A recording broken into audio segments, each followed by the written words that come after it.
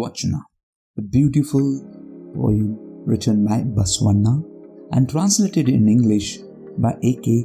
Ramanujan. In this poem, the poet addresses the topic of God and worship.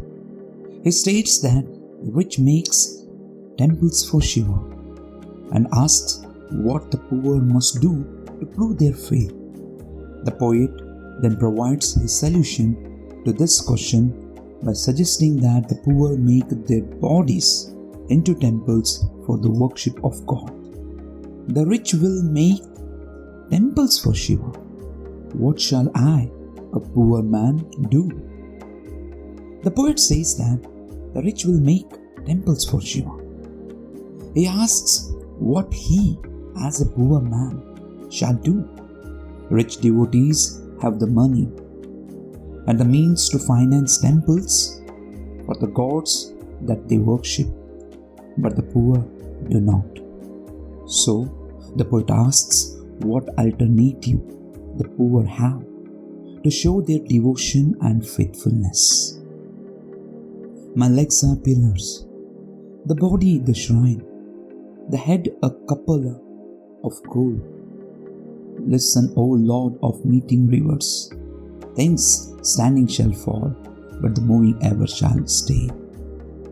The poet says that his legs are pillars, his body the shrine, and his head a cupola of gold, because the poor man does not have the means to build a temple.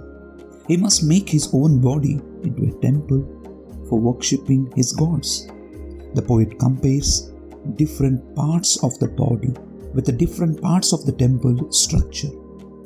The legs are the pillars, the body is the site of the prayer, and the head is the dome. By making his body a temple, the poet suggests dedicating his entire being to his God. The poor must therefore dedicate their lives to God.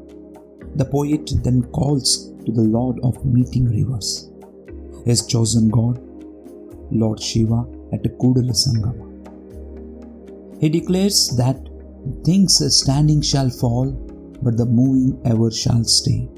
This means the standing structures such as temples will be destroyed over the course of time, but the temple of the body shall remain because life goes on. Generations of humans will keep carrying devotion in their bodies. Even if temples fall, the spirit of worshipping will keep flowing through human bodies through the ages if people make their bodies into temples for the gods. Every person can worship God, while the rich make temples. The poor must make their bodies into temples. The poet also suggests that the inner temple of the body is far superior to the material temple because the cycle of this life will continue even if buildings decay.